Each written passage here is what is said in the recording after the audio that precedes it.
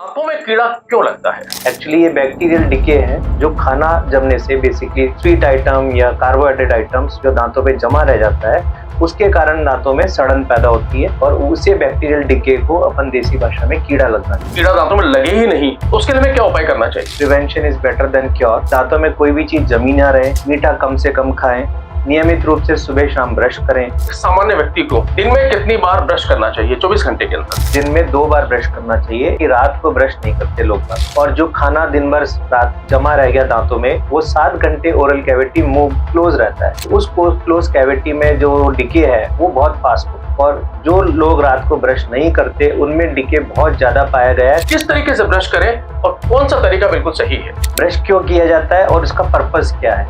आपको bristles soft ही होने चाहिए और जब आपके ब्रिसल्स फैलने लग जाए तब आपको ये ब्रश डिस्कार्ड कर देना चाहिए।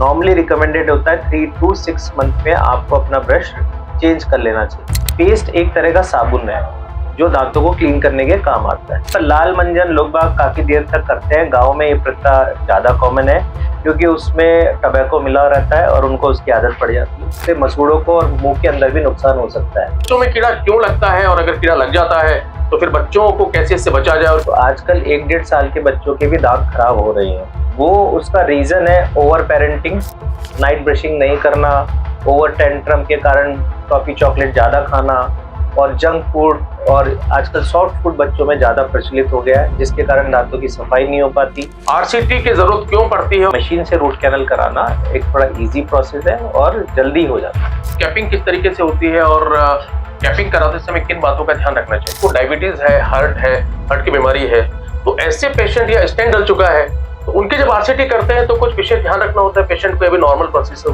कि आरसीटी कराने से पहले मरीज का मेडिकली फिट होना जरूरी है, खास तौर पे डायबिटिक पॉइंट ऑफ व्यू। तो जो कैप दांत में प्रॉपर अच्छी तरह से बना के फिट की जाए वही कैप बेस्ट होती है। अगर हम ये सोचें कि कैप परमानेंटली है और लाइफ लॉन्ग चलेगी तो ये कहना सत्य नहीं होगा। आरसीटी जिस दांत में हो गई क्या दोबारा से उसमें आरसीटी की जा सकती है? उसकी जरूरत पड़ती है? हाँ, अगर कोई कमी रह गई है आरसीटी के अंदर तो उसको री आरसीटी भी की जा सकती है। दांत में हमने आरसीटी करवा ली, उसमें दोबारा से कीड़ा लगने की संभावना होती है? नहीं, कीड़ा नहीं, दोबारा डिके होगा नहीं ना, क्योंकि आपने उसको ऑलरेडी कवर कर दिया है ट्रीट करके, तो अब उसमें डिके का कोई चांस ही नहीं है कहीं से जाने का। दोस्तों नमस्कार। हमारे शरीर का महत्वपूर्ण अंग है दांत। दांत जो खाने से लेकर चबाने तक हर जगह काम आता है, लेकिन जब इस दांत में कीड़ा लग जाता है तो असहनीय दर्द होता है और उसके बाद हमें करवानी होती है आरसीटी। आरसीटी क्यों करवानी होती है? आरसीटी कैसे होती है? आरसीटी की प्रक्रिया क्या है? आरसीटी में कितना खर्चा आता है? इन तमाम बातों की जानकारी आज हम देंगे इस पॉडकास्ट में। इसके साथ ही हम ये भी जानेंगे कि दांतों में कीड़ा ना लगे, दांतों को स्वस्थ रखा जाए, इसके लिए हमें क्या करना चाहिए। इन तमाम बातों को जानने के लिए आज के इस मेडिकल पॉडकास्ट में हमारे साथ है जाने माने डेंटल सर्जन डॉक्टर अमित विजय। डॉक्टर अमित विजय, आज के इस मेडिकल पॉडकास्ट में आपका बहुत बहुत स्वागत है। नमस्कार sir, thank you for inviting me. दोस्तों, इसके पहले कि हम डॉक्टर अमित विजय से दांतों के बारे में सवाल जवाब का सिलसिला शुरू करें, सबसे पहले मैं आपको बताता हूं डॉक्टर अमित विजय के बारे में कुछ खास जानकारी। डॉक्टर अमित विजय ने ऑक्सफोर्ड डेंटल कॉलेज बेंगलोर से डेंटल सर्जरी की डिग्री लेने के बाद अन्नामलाई यूनिवर्सिटी से मास्टर्स की डिग्री हासिल की। डॉक्टर अमित विजय नोबल बायोकोर यूएसए से इम्प्लांटोलॉजी में एडवांस ट्रेनिंग और ऑस्टम साउथ कोरिया से साइनर्स कोर्स कंप्लीट कर चुके हैं। Doctor Amit Vijay American academy of aesthetic medicine USA से सर्टिफाइड कॉस्मेटोलॉजिस्ट हैं। इसके साथ ही राजस्थान में डेंटल लेजर और डेंटल स्टेम सेल बैंकिंग शुरू करने में डॉक्टर अमित विजय अग्रणी भूमिका निभा चुके हैं। पिछले 19 वर्षों से डेंटल सर्जन के रूप में कार्यरत अमित विजय अब तक करीब 40,000 से ज्यादा आरसीटी कर चुके हैं। डॉक्टर अमित विजय, मेरा सबसे पहला सवाल ये है कि दांतों में कीड़ा क्यों लगता है? बेसिकली जो अपनी भ्रांतियां हैं कि दांतों में कीड़ा लगना, जो जिसे देसी भाषा में कीड़ा लगना होता है, वो कीड़ा लगना नहीं होता है। एक्चुअली ये बैक्टीरियल डिके है जो खाना जमने से बेसिकली स्वीट आइटम या कार्बोहाइड्रेट आइटम्स जो दांतों पे जमा रह जाता है उसके कारण दांतों में सड़न पैदा होती है और उसे बैक्टीरियल डिके को अपन देसी भाषा में कीड़ा लगना कहते हैं। अगर हमारे दर्शकों को हम कहें कि कीड़ा दांतों में लगे ही नहीं तो उसके लिए हमें क्या उपाय करना चाहिए? कीड़ा दांतों में लगे नहीं तो उसका सबसे बेसिक उपाय है कि prevention is better than cure. तो आप प्रिवेंट करें कि दांतों में कोई भी चीज जमी ना रहे, मीठा कम से कम खाएं, नियमित रूप से सुबह शाम ब्रश करें। ये बेसिक अगर आप प्रिकॉशन रख रहे हैं, डेंटिस्ट की विजिट आप रेगुलर रखें एवरी 6 to 8 मंथ्स, ताकि आपके दांत में कहीं कोई माइनर डिके है तो आप दिखा सकें।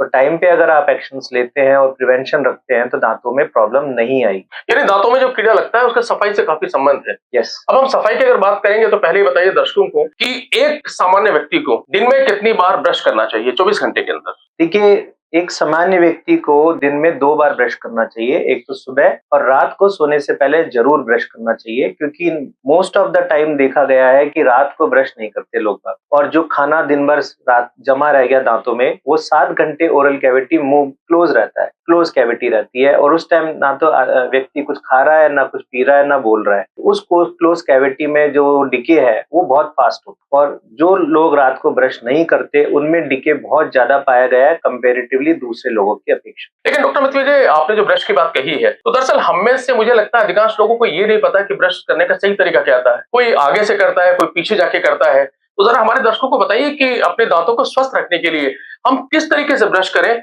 और कौन सा तरीका बिल्कुल सही है? देखिए, ब्रशिंग का जो सबसे बेसिक तरीका ये होता है कि पहले आप ये समझे कि ब्रश क्यों करते हैं, ब्रश क्यों किया जाता है और इसका पर्पस क्या है। तो ब्रश करने का तरीका और ब्रश करने का पर्पस, ये दोनों जानना बहुत जरूरी है। पहले अपन ब्रश करने का पर्पस समझते हैं। ब्रश करने का पर्पस ये होता है कि अपने दांतों में चारों तरफ जो जमी हुई गंदगी है या पेलिकल लेयर है जो सलाइवा से बनती है, उस लेयर को हटाने को ब्रशिंग कहते हैं। लेकिन लोग बाग दांतों को बिल्कुल पॉलिश करना शुरू कर देते हैं सुबह, और 2-2 मिनट, 5-5 मिनट, 1-1 घंटा ब्रश करते रहते हैं। भले वो लाल मंजन हो, काला मंजन हो, हर तरह के वो दांतों को पॉलिश करते हैं। उनको ये लगता है कि ज्यादा पॉलिश करेंगे तो ज्यादा चमकेंगे दांत, और जबकि वो अपने दांतों को डैमेज करना शुरू कर देते हैं। और आजकल ओवर ब्रशिंग के कारण दांतों का खराब होना भी एक कॉमन प्रॉब्लम हो गई। अब अपन आते हैं ब्रशिंग टेक्निक पे कि ब्रश कैसे किया जाए। आपको मैं बताता हूँ डेमो करके। देखिए, या तो ब्रश को सर्कुलर मोशन में आप करें, या फिर आपके अगर आप ट्विस्ट कर सकते हैं तो ऊपर से नीचे और नीचे से ऊपर ब्रश करना चाहिए।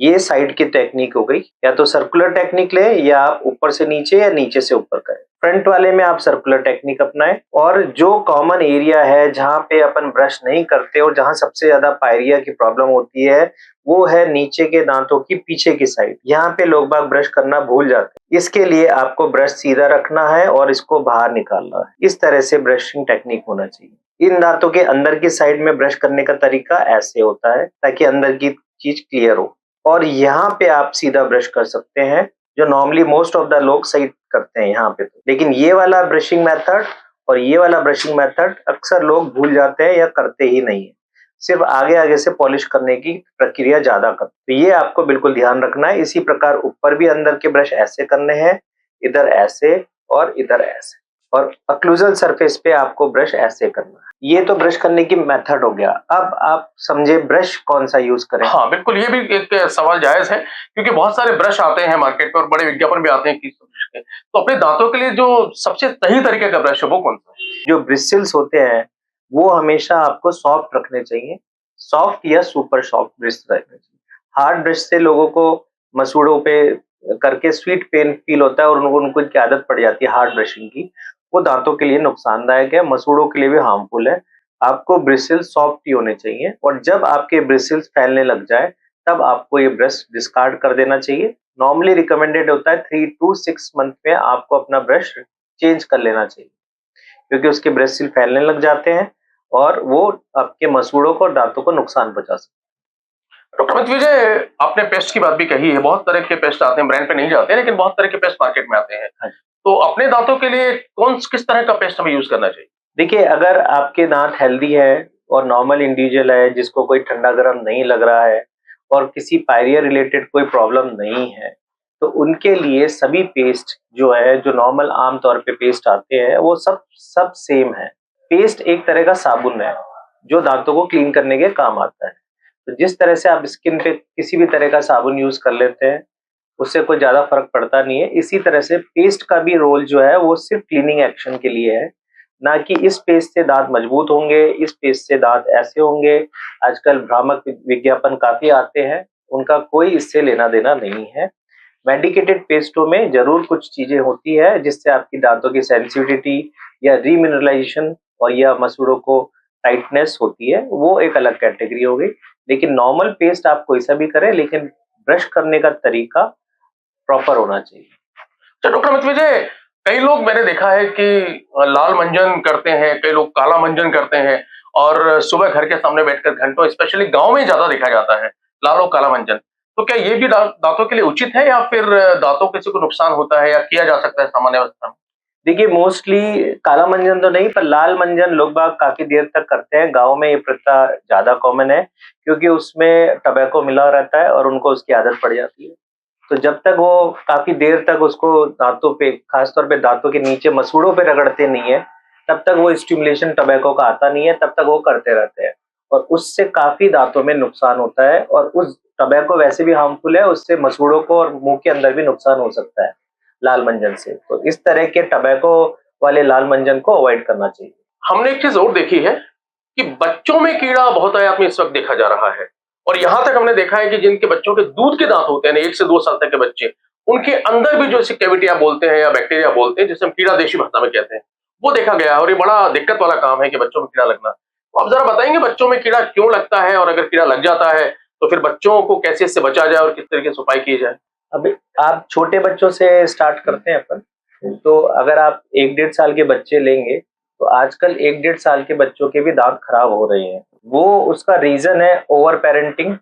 ओवर पेरेंटिंग मतलब कि आजकल बच्चों को रात में रोए नहीं, रात भर चुप रहे तो बच्चे उनको बोतल लगा के सुला देते हैं या ओवरनाइट फीडिंग करा देते हैं। इसके कारण नर्सिंग बोतल कैरीज इस बीमारी को कहते हैं। ये बहुत आजकल कॉमन हो गई है, जिसमें बच्चों के आगे के दांत बिल्कुल खत्म हो जाते हैं और इसके कारण उनको काफी परेशानी का सामना करना पड़ता है क्योंकि इतने छोटे बच्चे नॉर्मल डेंटल चेयर पे इलाज भी नहीं करा सकते और हर एक आदमी बेहोश करके बच्चों का इलाज कराने में भी कई तरह की प्रॉब्लम्स होती है। इसलिए बच्चों में इस तरह की प्रॉब्लम का बहुत ज्यादा ध्यान रखना पड़ता है। ये तो छोटे एज ग्रुप। अब आप दूसरे एज ग्रुप पे आए बच्चों पे, तो ईटिंग हैबिट्स, नाइट ब्रशिंग नहीं करना, ओवर टेंट्रम के कारण टॉफी चॉकलेट ज्यादा खाना और जंक फूड और आजकल सॉफ्ट फूड बच्चों में ज्यादा प्रचलित हो गया है, जिसके कारण दांतों की सफाई नहीं हो पाती और इनमें कीड़े की प्रक्रिया ज्यादा हो गई। बेसिकली चॉकलेट, चिप्स, कुरकुरे, इनके रोल्स ज्यादा हो गए। अब ये तो बात हुई दांतों को स्वस्थ रखने और कीड़ा लगने की, लेकिन एक बार दांतों में बैक्टीरिया हो गया या कैविटी हो गई या फिर कीड़ा लग गया, अब उसके बाद हमारी जरूरत होती है आरसीटी की। तो अब जरा ये बताइए कि आरसीटी की जरूरत क्यों पड़ती है? देखिए, जब अगर आप दांत का लेवल देखेंगे तो दांत में अलग अलग लेवल है, इनेमल, डेंटिन और नीचे नीचे है पल्प, जिसे आप नस कहते हैं देसी भाषा में। तो जब तक डिके इनेमल या डेंटिन तक है तब तक आप नॉर्मल फिलिंग से अपने दांत को ठीक करा सकते हैं।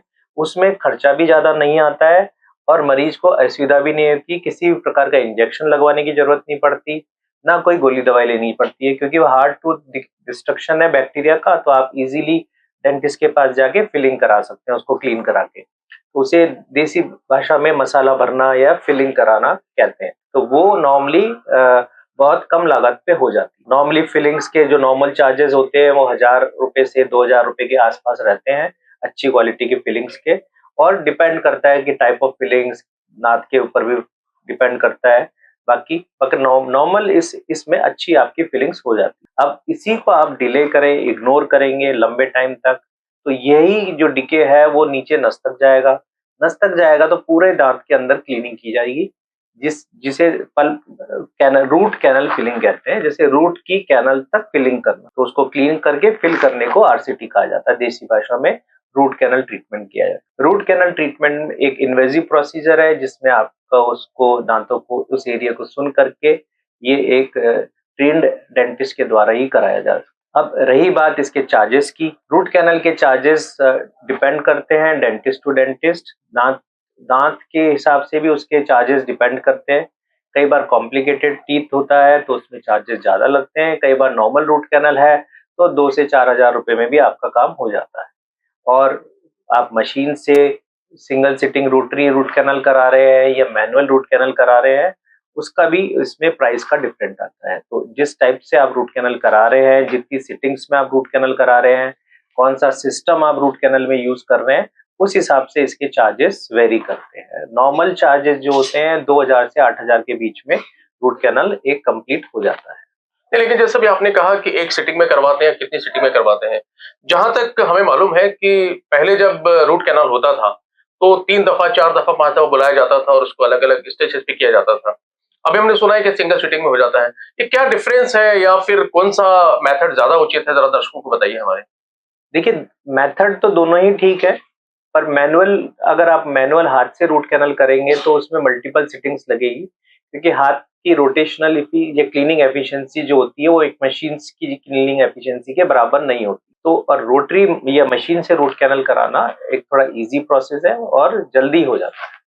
तो इसलिए, और जरूरी नहीं है कि हर रूट कैनल एक सिटिंग में हो जाए। कई बार इन्फेक्शन होता है तो पेशेंट को 2 या 3 सिटिंग मशीन वाली रूट कैनल में भी देनी पड़ सकती है। अभी आपने कहा कि अगर शुरू में जो बैक्टीरिया लग जाता है या कीड़ा लग जाता है जिसको बोलते हैं, उसको फिलिंग अगर करवाई जाए तो आरसीटी की जरूरत नहीं होती है। हाँ जी। तो ये अगर मान लीजिए किसी ने फिलिंग करवा ली है तो कितने समय तक उसको आरसीटी की जरूरत नहीं पड़ेगी, या फिलिंग करवाने के बाद में वो किन बातों का ध्यान रखे कि फिर उसको आरसीटी की जरूरत ही ना पड़े।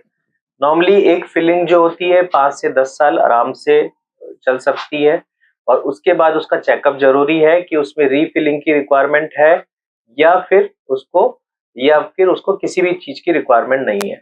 तो ये डिपेंड करता है आपकी ईटिंग हैबिट्स पे, ग्राइंडिंग एफिशिएंसी, उस जगह पे कितना फोर्स आ रहा है खाने का, क्योंकि समय के साथ फिलिंग भी घिसती है। जैसे दांत के जितनी फिलिंग होती है वैसे दांत घिसते हैं, वैसे फिलिंग भी घिसती है। तो कई बार उसको रिफिल भी करना पड़ता है और कई बार कोई भी जरूरत नहीं पड़ती है, पर एक अच्छी फिलिंग लंबे टाइम तक चलती डॉक्टर विजय, जब आरसीटी करते हैं तो उसके बाद में कैपिंग की जाती है। है। हाँ जी। तो जरा दर्शकों को बताइए कि कैपिंग किस तरीके से होती है और कैपिंग कराते समय किन बातों का ध्यान रखना चाहिए। कैपिंग नॉर्मली मेटल कैप होती है, सिरेमिक कैप होती है या मेटल फ्री कैप्स होती है। ये तीनों तीनों प्रकार की कैप्स हैं।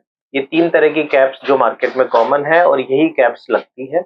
अब रही बात की कौन सी कैप बेस्ट है, तो जो कैप दांत में प्रॉपर अच्छी तरह से बना के फिट की जाए वही कैप बेस्ट होती है।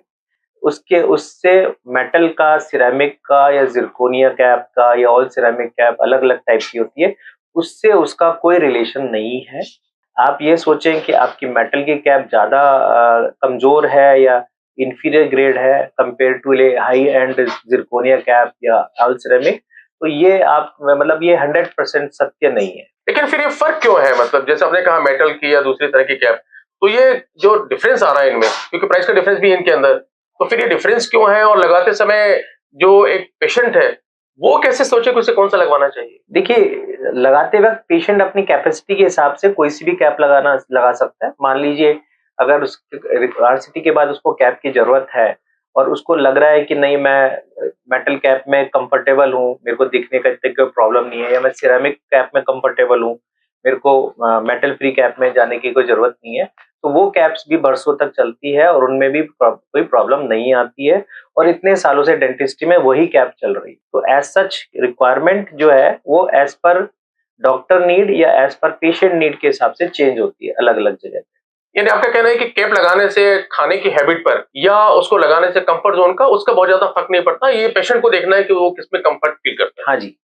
एक बार जब कैपिंग हो जाती है तो कैप लगने के बाद जो कैप होती है उसकी लाइफ कितनी होती है, कितने समय तक उसको हम चला सकते हैं या कितने समय बाद हमें उसको बदलना हो। देखिए, अगर हम ये सोचें कि कैप परमानेंटली है और लाइफ लॉन्ग चलेगी, तो ये कहना सत्य नहीं होगा, क्योंकि जैसे जैसे एज होगी वैसे वैसे आपके मसूड़े का लेवल और दांतों के बीच के कॉन्टेक्ट एरिया, उसमें भी चेंजेस आएंगे। तो नॉर्मली ये चेंजेस 5 से 8 साल में रिमार्केबल आ जाते हैं। तो उस टाइम डेंटिस्ट उसको चेक करके करके कंफर्म करेगा कि आपको कैप चेंज करने की जरूरत है या आप वही कैप उसको यूज कर सकते हो। अगर आपका बोन लॉस या इंटरडेंटल दांतों के बीच में जो जगह है, अगर उसमें गैप आ गया है और उधर फूड लॉजमेंट होना लग गया है या पॉकेट फॉर्मेशन होने लग गया है, तो आपको कैप की रिक्वायरमेंट होगी चेंज करने की, इररेस्पेक्टिव वो कोई सी भी कैप हो, भले वो आपकी all ceramic high and cap हो या मेटल कैप हो, उससे उसका कोई लेना देना नहीं है। अगर गैप आ गया है तो आपको उसको चेंज कराना ही पड़ेगा। डॉक्टर अमित विजय, अभी आपने बताया कि आरसीटी कराने पर एक दांत का करीब 6,000 या 8,000 रुपए का एक्सपेंडिचर आता है, तो ये जो खर्चा है इसके अंदर कैप शामिल होती है या फिर डॉक्टर्स कैपिंग का अलग अमाउंट बताते हैं। डिपेंड करता है डॉक्टर्स पे भी, वो मैनुअल कर रहे हैं या रोटरी कर रहे हैं। डिपेंड करता है डॉक्टर की एक्सपीरियंस पे, डिफरेंट करता है कि वो कौन से मटेरियल यूज कर रहे हैं। तो सब चीजें कॉस्ट टू कॉस्ट वेरी करती है। पर ये एक डेंटिस्ट की अपनी टैलेंट या अपना वो होता है कि वो उसको कैसे कर रहा है। पर आप ये देखें कि बस जो आपका प्रॉपर रूट कैनाल है वो प्रॉपर हो। मतलब अगर हम आरसीटी करवा रहे हैं तो हमें डॉक्टर से पहले क्लियर कर लेना चाहिए कि जो अमाउंट बताया जा रहा है उसके अंदर कैपिंग शामिल है या नहीं है, अगर लगा रहे हैं तो कौन सी कैप लगाएंगे। हाँ जी। अच्छा, एक बार जब आरसीटी करवा ली जाती है तो आरसीटी जिस दांत में हो गई, क्या दोबारा से उसमें आरसीटी की जा सकती है, उसकी जरूरत पड़ती है? हाँ, अगर कोई कमी रह गई है आरसीटी के अंदर तो उसको री आरसीटी भी की जा सकती है। वो भी पॉसिबिलिटी रहती है।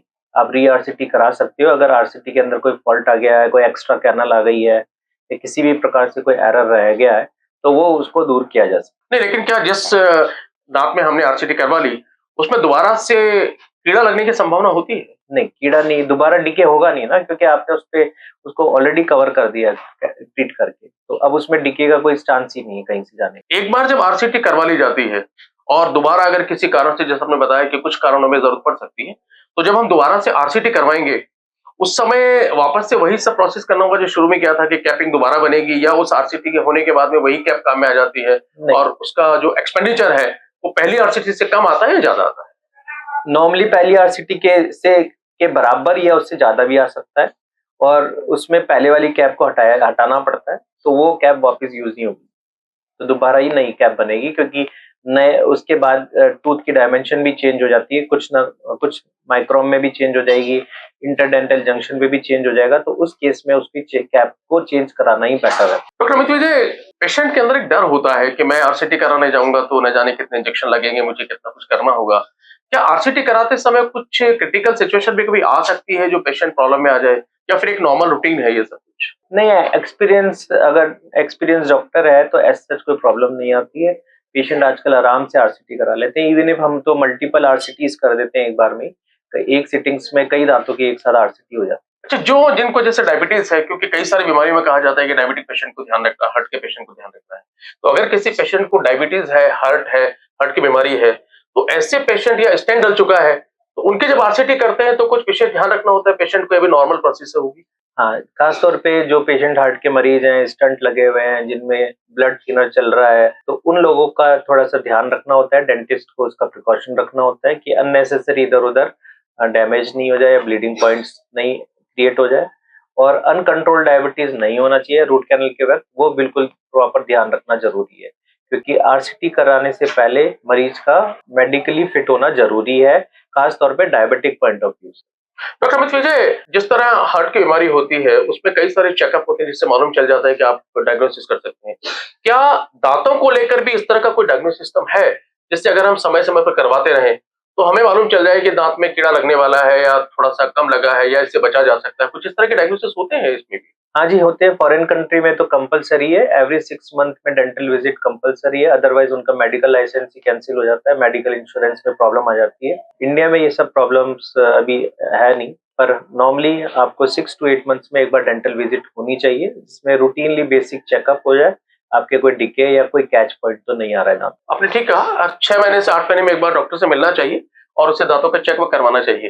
लेकिन जब वो जाता है तो आप किस तरह के चेकअप करते हैं जिससे मालूम चले कि दांतों में कुछ परेशानी है या नहीं? देखिए, हेल्दी इंडिविजुअल में ज्यादा चेकअप की जरूरत नहीं होती, बेसिक ओरल स्क्रीनिंग ही बहुत ज्यादा क्रूशियल रोल प्ले करती है। आपको पूरे मुंह का एक्सरे करा रहे हो, आप सीटी स्कैन करा रहे हो, सीबीसीटी करा रहे हो, आजकल ये चीजें भी ट्रेंड में आ गई है, लेकिन मैं नॉर्मली इस टाइप की रेडिएशन या इन टाइप की चीजों को रिकमेंड नहीं करता हूँ। डॉक्टर अमित विजय, आखिर में हमारे दर्शकों को जरा संक्षेप में ये बताइए कि दांतों में कीड़ा ना लगे, डॉक्टर के पास ना जाना पड़े, आरसीटी ना करवानी पड़े, इसके लिए उन्हें क्या अपनी दिनचर्या अपनानी चाहिए जिससे कि इन सबसे बचा जा सके? हेल्दी लाइफस्टाइल, दोनों टाइम ब्रशिंग, जंक फूड से दूरी, सुबह शाम ब्रश करना, कैल्शियम इंटेक प्रॉपर रखना, प्रॉपर सनलाइट लेना, ये बेसिक चीजें आप रखेंगे तो आपके दांत खराब होंगे ही नहीं। तो दोस्तों, ये थे डॉक्टर अमित विजय जिन्होंने दांतों को स्वस्थ कैसे रखें और साथ ही आरसीटी से कैसे बचा जा सके, या आरसीटी का पूरा प्रोसेस क्या होता है, इस बारे में संपूर्ण जानकारी हमें दी।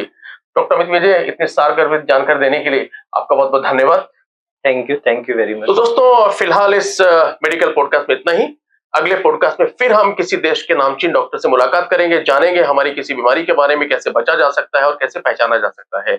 मुझे दीजिए इजाजत, अगले पॉडकास्ट में फिर मुलाकात होगी, तब तक के लिए नमस्कार। नमस्ते।